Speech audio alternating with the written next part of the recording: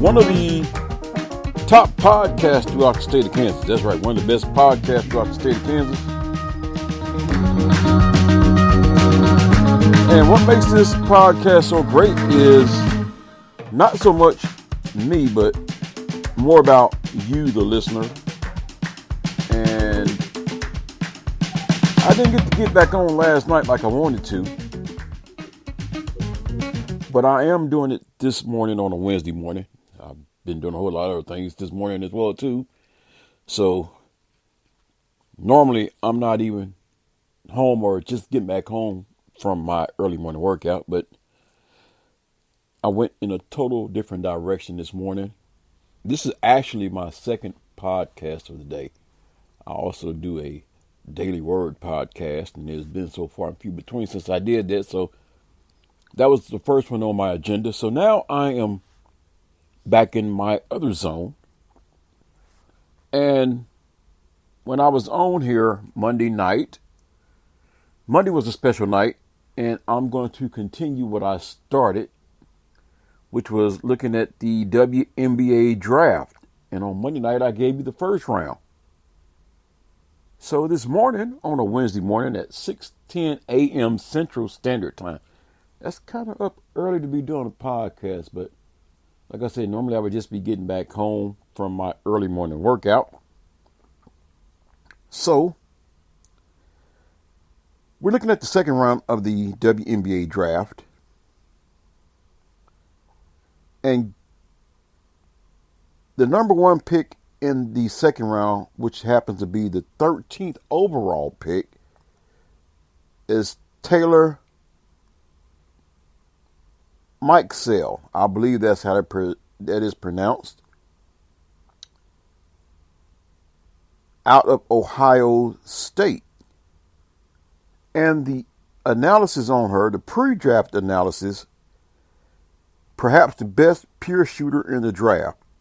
Mikesell can launch off screens or spot up with a quick release. At 5'11", with just average foot speed, Mikesell's ability to defend will be a question mark. The first Buckeye drafted since 2018, Mikesell is the best pure shooter in the draft. She made 47.5% from three-point range in the 2021-22 and 41.7% this season. Mikesell is also a physical guard who can shoot on the move and doesn't mind taking contact.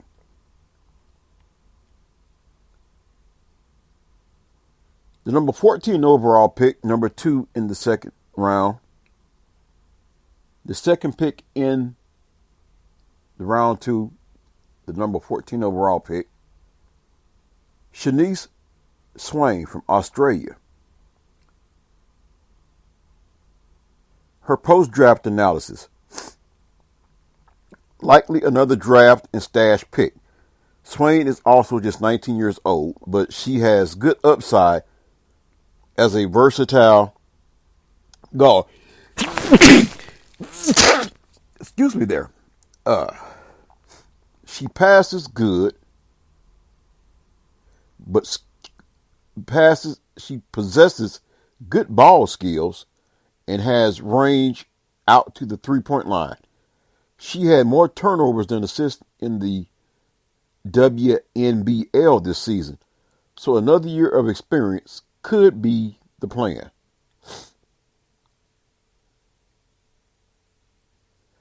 The number 3rd pick in the second round, 15th overall, Leah Brown from Michigan. Her pre-draft analysis.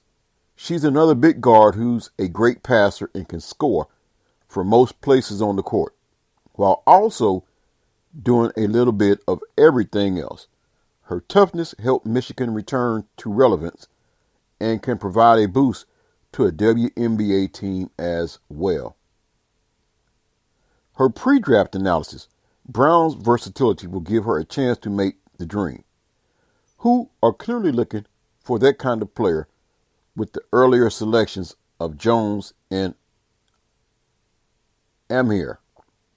Brown was one of just 3 Division I players to average 15 points, 5 assists, and 5 rebounds per game.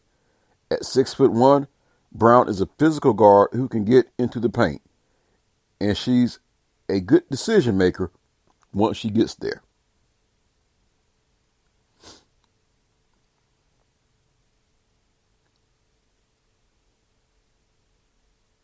The number 4 pick in the second round, number 16 overall, from UConn, a second UConn player, Dorka Jahaz, 6'5", out of UConn. Jahaz provides a steady presence operating in the paint, but also can step back and shoot threes. Even if her percentage haven't been the most consistent, she's a reliable force on the glass and emerged more as a facilitator in UConn's offense, which could serve her well in the pros. The move from Ohio State to UConn helped Jahaz find different parts of her game that led to her getting drafted here. Developing a perimeter game is Jahaz's best chance of sticking with a deep Lynx roster. As a pick and pop 4 or 5 who can also produce as a rebounder, Jahaz could serve as a backup to Napheesa Collier.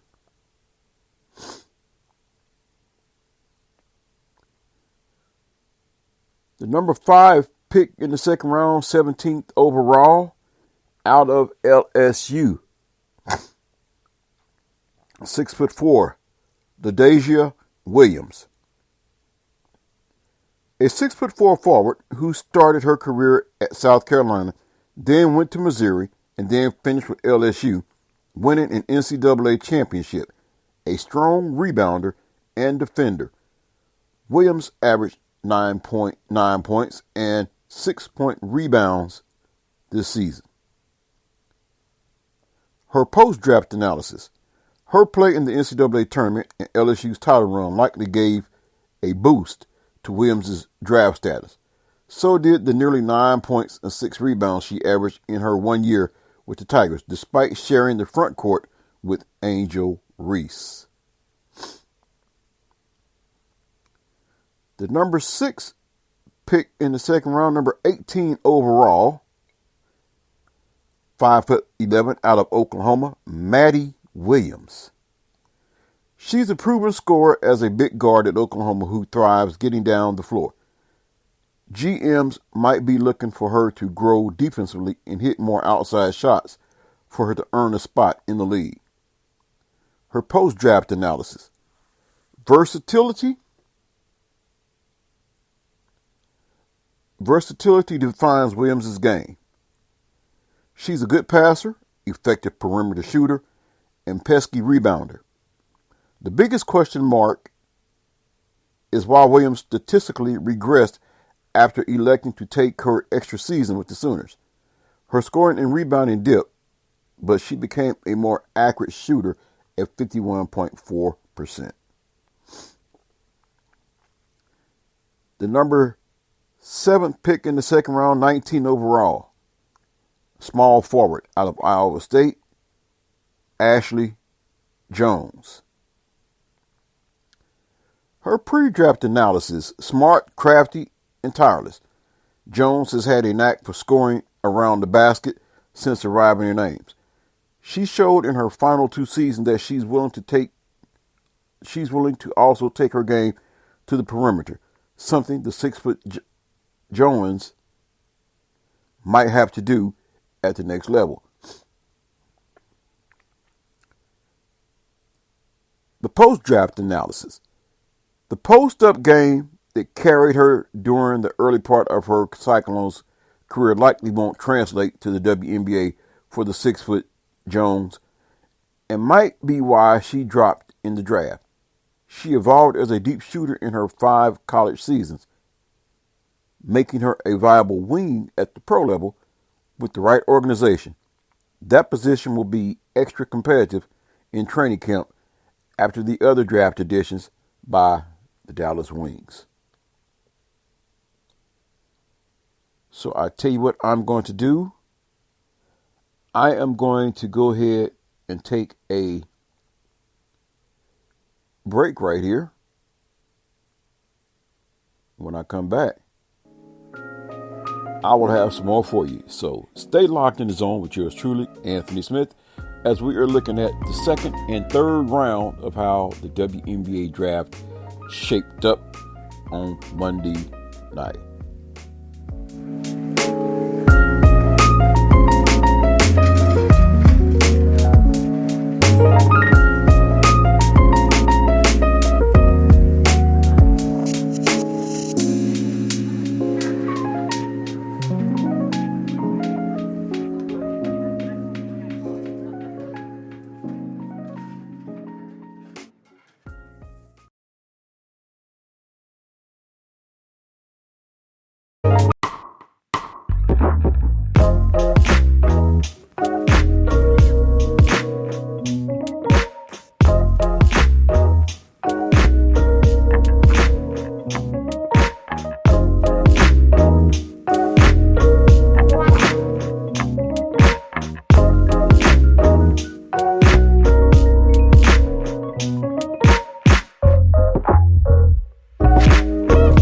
Welcome back to another segment of In the Zone with Anthony, as we are looking at the 2023 WNBA Draft. Yes, women's sports is most definitely being talked about.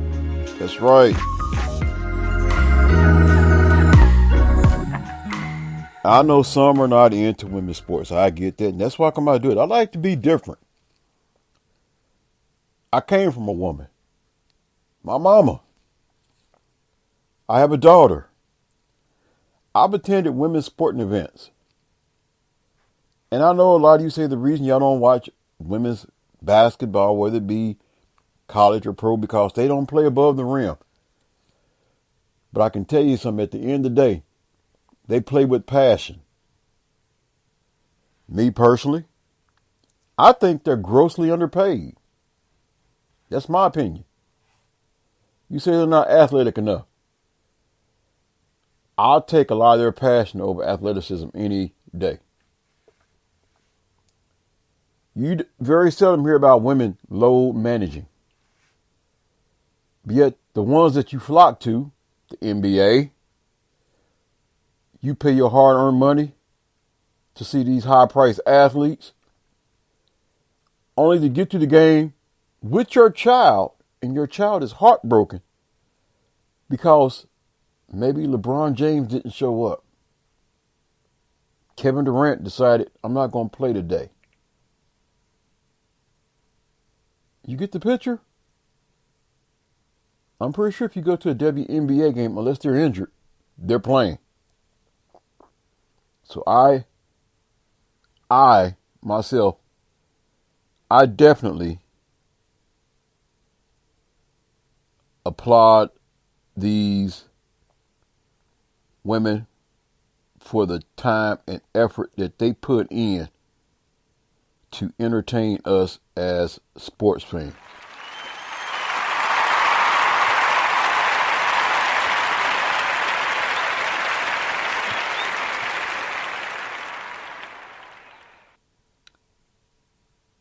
So now what I'm going to do is, now that I've gotten that out the way, but go ahead and finish up this second round. The number 8 pick in the second round, coming out of South Florida. Elena Tinsky, a shooting guard. At 5'7", her pre-draft analysis, another USF player, University of San Francisco, I do believe, who upped her stock thanks to a strong senior year. She showed out by dropping 20 points versus South Carolina in the NCAA tournament. GMs might balk at her size, 5'7", but she's able to create around that and knows how to score. Her post-draft analysis. Tinsky improved in each of her 4 seasons with South Florida. My fault. I was thinking University of San Francisco, South Florida. She mostly played off the ball, but took on more of a point guard role in her final year. Her 38.9% three-point shooting was a huge improvement, but Tensky also had more turnovers than assists in each of her college seasons.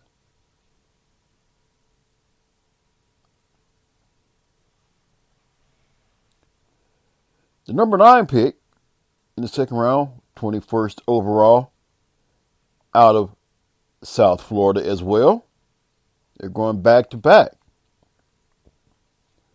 Dulcie Fancom, and I'm not going to pronounce that last name.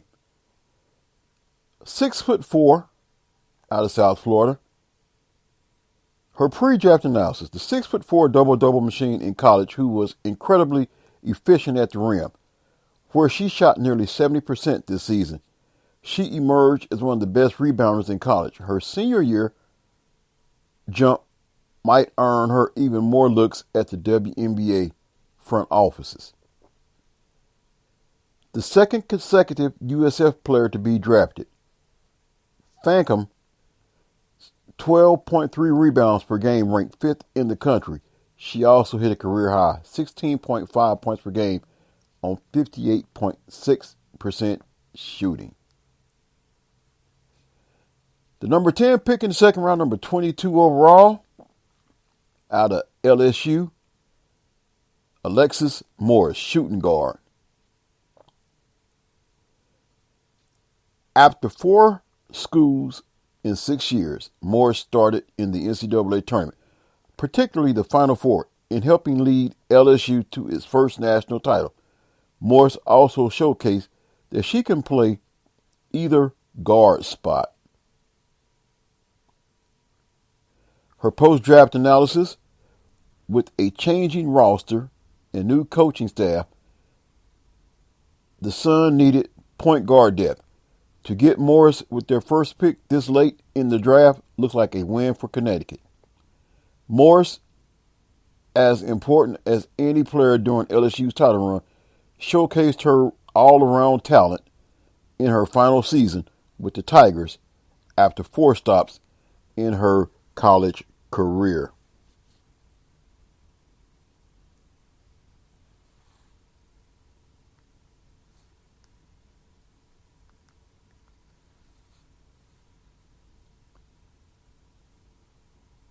Up next,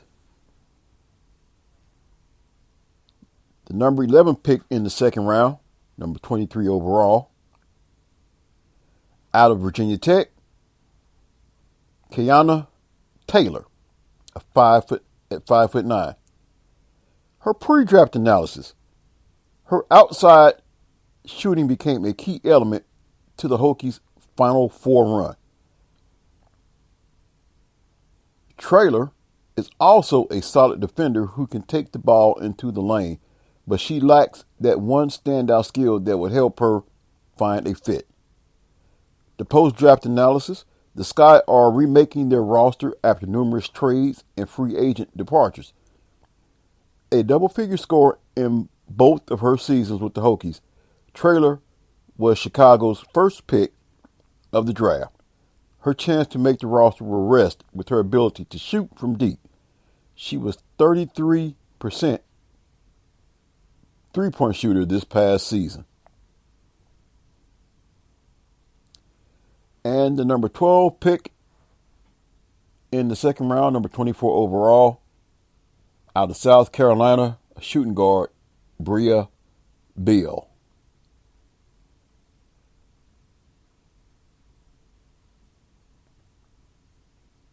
A 4-year starter at South Carolina, an integral part to the Gamecocks' 2022 championship, Beal emerged as one of the college game's best perimeter defenders, a skill set that'll intrigue league evaluators.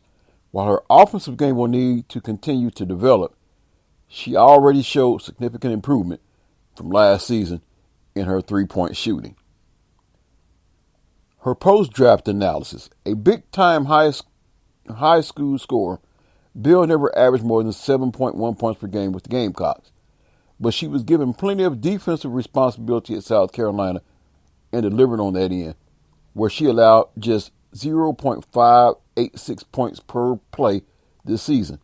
Her size and strength give her a chance to defend at the WNBA level. So what I'm going to do here now is I am going to take another break. And when I come back, we will look at round number 3. So stay locked in the zone. This is yours truly, Anthony Smith. Hope you are enjoying your midday week Wednesday morning. Be right back.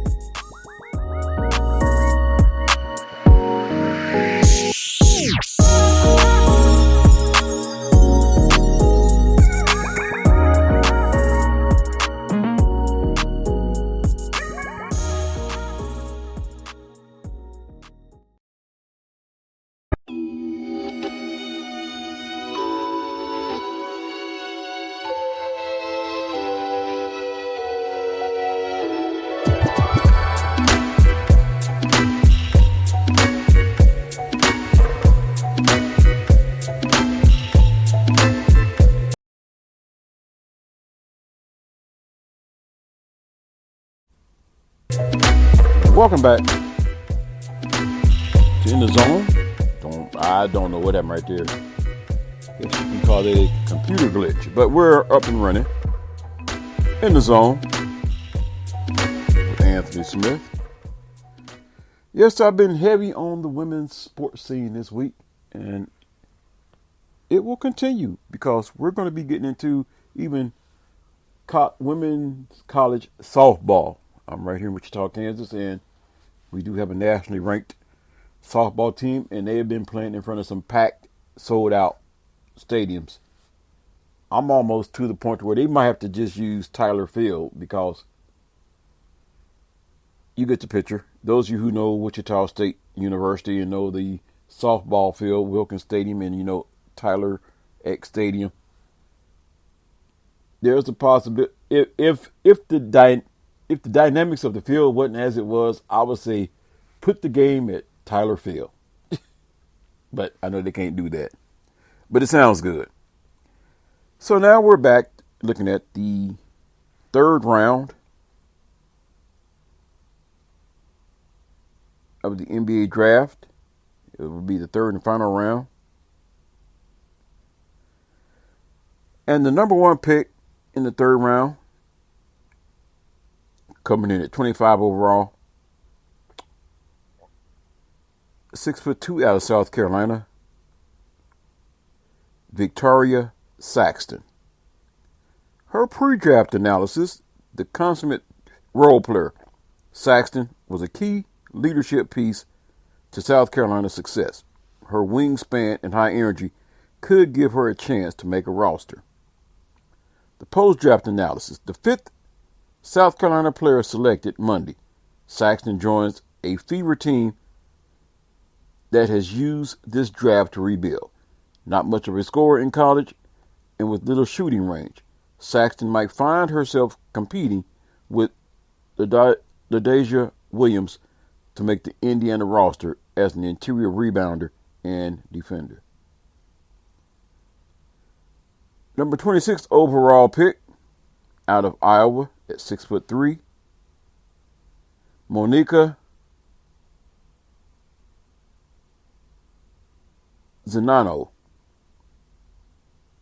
Hope I pronounced that right. Her pre-draft analysis, knowing what her own skill set is, Monica never strayed far from the basket during her 5 years as a Hawkeye. That's why she is one of the NCAA's all-time leaders in field goal percentage. The size and speed of the WNBA might prove to be too great of a challenge. Post-draft analysis, one of the most efficient players college basketball has seen in recent years. Monica knows how to finish at the rim and is a good post passer. Because she's not a big leaper and lacks quickness, there are size concerns at 6'3", and she's also joining a team with Nika and Sheena Agwumake and Olivia Nelson-Adota. The number 27 overall pick out of Miami, Destiny Harden. A 5-year collegiate, Harden was the leader of the Hurricanes, who surprised most with her Elite Eight run. Harden hit a career high at 11.9 points per game this season, but her 28.4% three-point shooting was a step down. The number 28 overall pick, 5'11", out of Virginia Tech, Taylor Soule. Undersized at 5'11", Soule is tough and has a nose for the ball. At Boston College, she was one of the ACC's best rebounders. Those numbers dipped in her one season at Virginia Tech, where she shared the floor with Elizabeth Kitley, but her contributions to the Hokies' success was undeniable.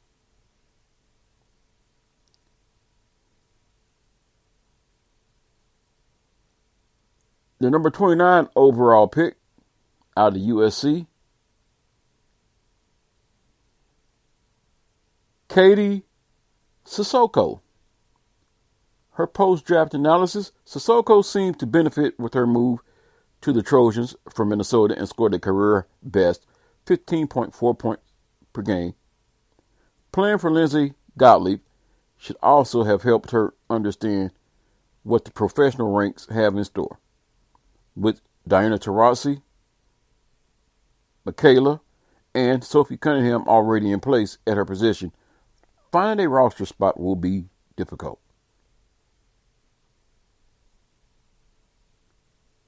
Another USC draft coming in number 30 overall, Okako Adika, shooting guard. Like USC teammate Sissoko, Adika might be in a similarly tough position with the New York Liberty. The Trojans were her third program in 3 years, and her scoring 7.3 points per game, rebounding 4.9 rebounds per game, and shooting percentage 38.6 were career lows. It's Adika's 38.7% three-point shooting that looks attractive to New York. The number 31 pick overall, Paige Robinson out of Illinois State. After a standout Division II career at Drury, Robinson spent 1 year with the Redbirds and thrived. She averaged 18.2 points per game and was a 37.7% three-point shooter. With Lou Lopez, Abby Myers, and Ashley Jones all picked ahead of her, plus a roster of Ariki Ogwumboy and Diamond DeShields, Robinson's odds of staying with the Wings are long. The number 32nd pick overall, out of Spain, Texel Alarcon. Another 19-year-old European player, Alarcon is unlikely to play for the Mystic this season. A 5'11" wing who plays in the Spanish national team's program, Alarcon projects as a future three-point shooting threat. The number 33rd overall pick, point guard out of Arizona, Jade LaVille. 3 seasons at Boise State and 1 each at Arizona State and Arizona have landed LaVille with the rebuilding Storm. LaVille significantly improved her three-point shooting once she got to the Pac-12 and made 36.1% on career-high 119 attempts with the Wildcats this season. The number 34th pick overall out of Stanford, a traditionally good program, at 6'5", Ashton Pretchell. A 6'5" player with deep shooting range is hard to come by, making Prechel, one of the most uniquely skilled players in the draft. Those skills largely didn't equate to production with the Cardinal, and her playing time dwindled her final 2 seasons. Prechel became a casualty of an overstocked roster with the Cardinal and will have the same problem with the Sun. Her minutes dropped to a career-low 7.6 per game this season, but at 6'5" with a good shooting stroke and a history as a competitive rebounder, Prechel brings a unique skill set to the Connecticut Sun. The number 35th pick, and man, I'm telling you, these names are getting harder to pronounce, but I'm going to try this. Ksenia Malashaka, the 2-time Conference USA Conference USA 6th Player of the Year. Malashaka tied for the Middle Tennessee team lead in scoring at 15.1 points per game. She found a home in Murfreesboro after 3 unproductive seasons at VCU. And the number 36 pick, I don't know if they look at it the same way as the last pick in the NFL draft, but Mrs. Irrelevance, Brittany Davis out of Alabama, point guard, 5'9". The defending champs got their first selection with the last pick of the draft. Davis was one of the SEC's most productive players in her final 2 seasons at Alabama, averaging almost identical seasons of just less than 18 points and 7 rebounds per game. She improved her efficiency in her senior season, but will have a tough time making an Aces roster that looks set. So to all these ladies that got drafted, I applaud them.